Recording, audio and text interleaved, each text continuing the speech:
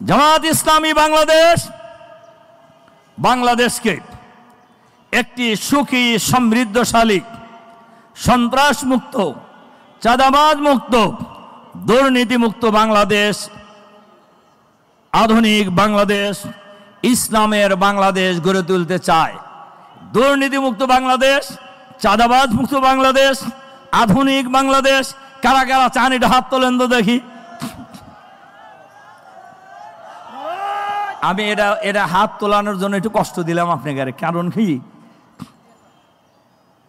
আমাদের ফ্যাসিবাদের বিরুদ্ধে আমাদের লড়াই করেছি, আমাদের দুর্নীতির বিরুদ্ধে লড়াই কিন্তু বন্ধ হয় নাই, আমাদের চাঁদাবাজের বিরুদ্ধে আমাদের লড়াই কিন্তু বন্ধ হয় নাই, দখলবাজের বিরুদ্ধেও আমাদের লড়াই বন্ধ হয় নাই।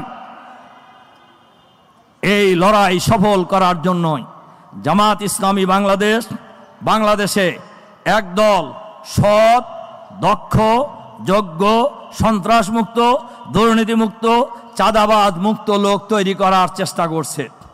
সেই লোক আপনারা। সেই লোক কারা? সেই লোক আপনারা।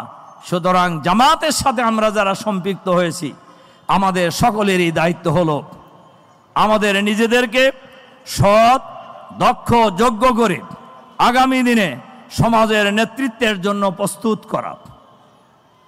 2 নম্বর হলো বাংলাদেশে একটি আধুনিক সমাজ ব্যবস্থা গড়ে তোলার জন্য এই দেশের মানুষকে ঐক্যবদ্ধ করা।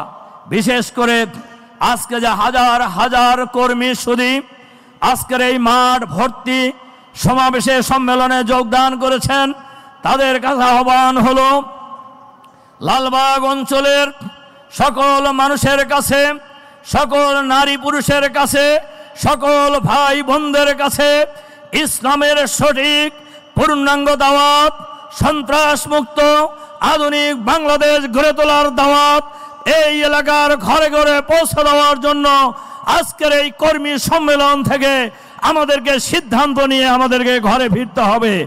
আপনারা এই কি কাজটি করার জন্য রাজি আছেন? আজকে বাংলাদেশের সর্বত্রই স্লোগান উঠেছে, সব দল দেখা শেষ, এবার দেখব জামাত ইসলামী বাংলাদেশ। কি বলেন? বলতেছে না লোকেরা?